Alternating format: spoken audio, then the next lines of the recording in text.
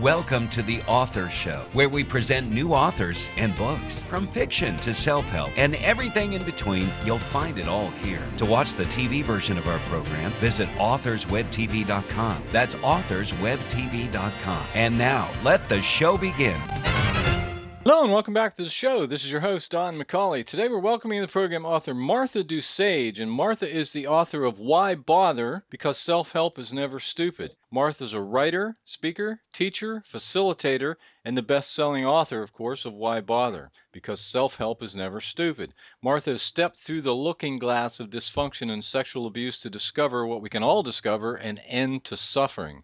Over 20 years of practicing heart-centered consciousness has helped her aid others in seeing their situations in a new light. Martha, how are you? I'm good, thank you, Don. Well, let's start with a big question. Tell us about this book, please. Well, this book is a self-help book, and it's mainly about using conscious awareness and full-body integration with practical applications and exercises to help others overcome abuse. Now, who did you write this book for specifically? I wrote this book for people who have survived abuse of any kind, mainly for those who have suffered from sexual abuse and any type of trauma from that. Now, would you say there's any type of central message or perhaps underlying theme that you could say runs throughout your book? It's about breaking through the underlying disturbances that remain caused by abuse. Abuse is a very, very deeply rooted issue. And because of that, it sticks around for a really long time. It takes years. It takes years for people to overcome and really heal on a deep level from abuse. When you've suffered from abuse, things are triggered and they start to keep coming back up. And it's through the idea of full body conscious awareness that we can start to let some of those things dissolve. If you had to choose, what would you say is the single most important idea you're sharing in your book that's really going to add value to the reader's life? Well, Don, we're all seeking the same things: peace, freedom, fulfillment, love, and joy. And along with that, for victims and survivors of abuse and trauma, it's very difficult for them to find their voice. And what I'd like to help others with is finding that voice and having confidence in that voice. It's about empowerment and stepping into what I call now being an enchanted champion. I'd be happy to share more about that with you if you like. Now, if you could compare your book with any book out there we might already be familiar with, which book would it be and why? Well, the book that influenced me the most was Carolyn Mace's book called Why People Don't Heal and How They Can. She goes into a very, very deep spiritual level about how we make contracts before we come into this world. And it's about that we choose lessons before we come here. And that's a very difficult thing for many abuse survivors to accept. And once you really dive into accepting that, it can be very life-changing and life-altering about the way that you perceive things, the way that you look at things, and the way that you start to take your healing into your own hands. What inspired you to write your book? What inspired me most is discovering that over 24% of the population claims to have been sexually abused before the age of 18. If you take that and you look at all the other types of abuse that go on in the world besides sexual abuse, the physical, the verbal, emotional, psychological, on, elder abuse, religious abuse, substance abuse, when you look at that, that's a really big part of the population. And knowing that that's such a big part of the population, to me, it seems that abuse could very well be our number one problem on a planetary level. I actually listened to a radio interview the other day with Bernie Siegel, who did a lot of work with Carolyn Mace. And I was really taken aback when I heard Bernie Siegel say that on the other side of love is not hate, but on the other side of love is indifference and abuse. And I was like, wait. What Bernie Siegel said was on the other side of love was abuse. And I was really impressed to hear that because I haven't heard too many people of his stature out there talking about that. So what prompted you to seek change? My entire life, I had this low-level disturbance that kind of let me know that I was really not on the right path. I kind of grew up in a dysfunctional household, and when you grow up in a dysfunctional environment, having been sexually abused myself and keeping it silent, which most children, adolescents, anybody who has been sexually abused, because it's so threatening and it's something that's unexpected and you don't know how to deal with adult issues, oftentimes there are threats made if you speak up. There's the full body terror of what could possibly happen if you do speak up. There's the guilt, there's shame, there's all kinds of things that happen. And again, knowing that there's such a large population that has suffered from abuse, the only way that we can transform and change this is by speaking up. And that's really what inspired me to seek change. Who or what influenced your change the most? There are two people that stepped into my life. Prior to my 30s, I didn't have a whole lot of support in empowering myself. I didn't even understand the idea of suppression. I didn't even understand that what happened to me as a child was abuse. So I had someone step into my life who really took me under her wing and showed me that what happened to me was abusive. I never trusted anyone. I didn't have trust, and that's a big issue for survivors of abuse. It's a challenge for people who have been abused to trust. And in my 30s, I had a woman who came into my life, and I trusted her enough for the first time to speak out about what happened. And then I have a mentor, a master teacher of spiritual consciousness, and his name is Keith Barnum. He's also a best-selling author and a teacher. And it was through Keith's teachings that I really started to open up, to drop down the walls, so to speak, to allow myself to start to heal. Now, in the book, you say the number one creator of problems in our world is abuse. Why do you feel that way?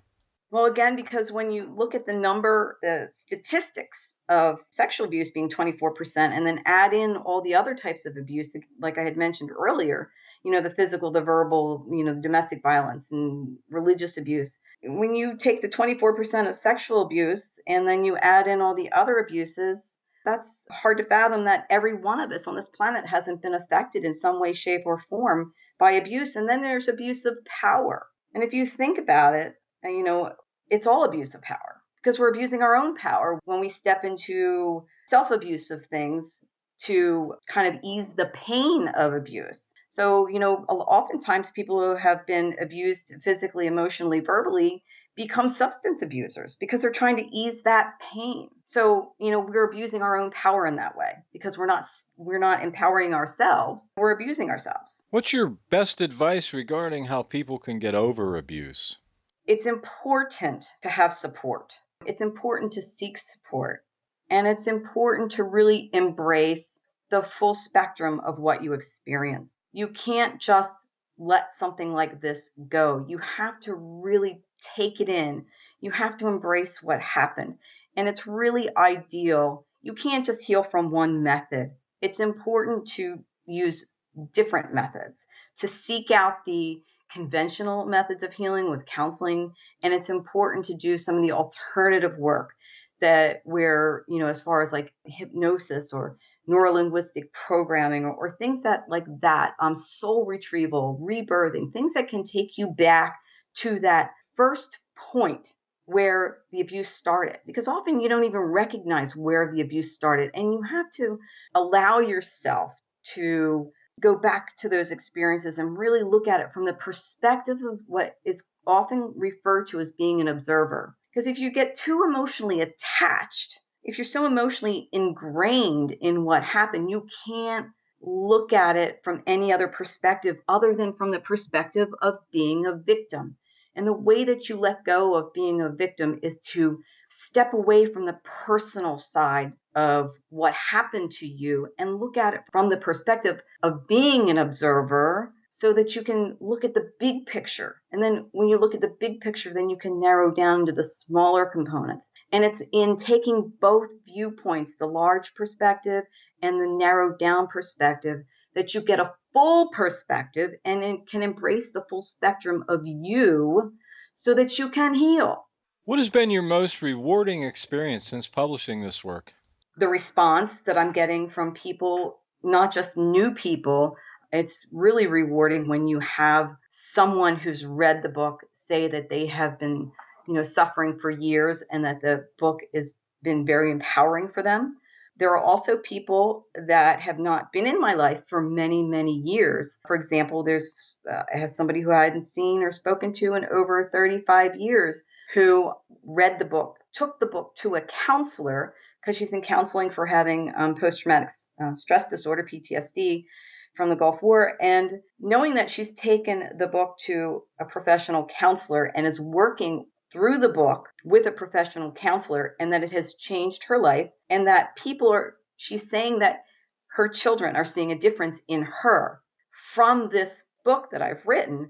That's rewarding because it's making a difference in people's lives. How can anything be more rewarding than being able to make a difference in someone's life? Other than selling your book, of course, is there anything else you hope to accomplish with it? Well, I'm creating a workshop that I'm launching next weekend, which it's an extension of the book, and the workshop is called the Heart Pillar. And what the Heart Pillar is, it's a process, it's an energetic process. It is a multi-sensory experience of using different techniques to things that I've learned over the years, journaling and sound and neurolinguistic programming. And I've taken a lot of different techniques that I've used over the years and incorporated them into this workshop. And the Heart Pillar, the pillar is the pillar of empowerment. And the heart naturally is heart-centered consciousness. But the process was actually given to me divinely as I was writing the book. I had this little voice come through that said, scrap this chapter. I was revising a chapter, and I kept hearing, scrap this chapter, scrap this chapter. We have something else for you. And not everybody buys into this, but that's okay. It was Archangel Gabriel and Raphael, and they gave me this process, and it was unbelievable how fast this chapter got written. The words just flew through my fingers without me thinking about them at all, which to me is just more evidence of how deeply I have stepped into conscious awareness, that I was able to allow these words to flow through. And when you read the chapter, it's a short chapter, but when you read the chapter, you can really feel the empowerment of the words, because we are not just a mind, we're not just a body, and we do place trauma in different parts of our body. And Deepak Chopra is a good one for talking about this, about how all our illnesses are a manifestation of our emotions. Deepak being the rock star of the spiritual world. And Carolyn Mace, too, she was a big influence on me in understanding, because she coined the term, your biography becomes your biology. And both of them discuss how when we take trauma and we place it in some part in our bodies. So I also incorporate a lot of that body awareness into this workshop. In your opinion, who should buy this book? Mainly those who have suffered from abuse and trauma, and or anybody who knows someone who has suffered from abuse or trauma.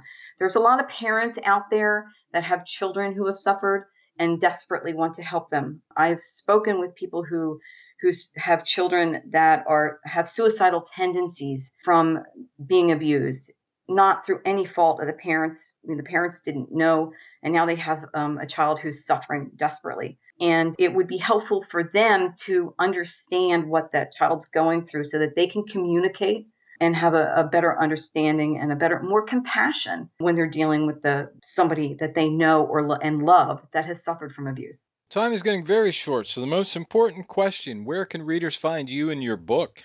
I do have a website. It's marthadusage.com. My book is available on my website, along with the first accompanying workbook that I've created and produced is on my website. Both the book and the workbook are available on Amazon as well. And my contact information is all listed on the web. So as I'm creating more workshops and making them available to the public, they can check in on my website, where they can sign up for my mailing list and stay informed about the upcoming workshop times and dates. Could you spell your name for us, please? It's Martha, Martha, and the last name is Dusage. It's DU''Sage. Now, the website does not have the apostrophe. It's just marthadusage.com. This has been just great. Our guest today has been Martha Dusage, and she is the author of Why Bother? Because Self-Help is Never Stupid. Martha, thanks very much for being with us today.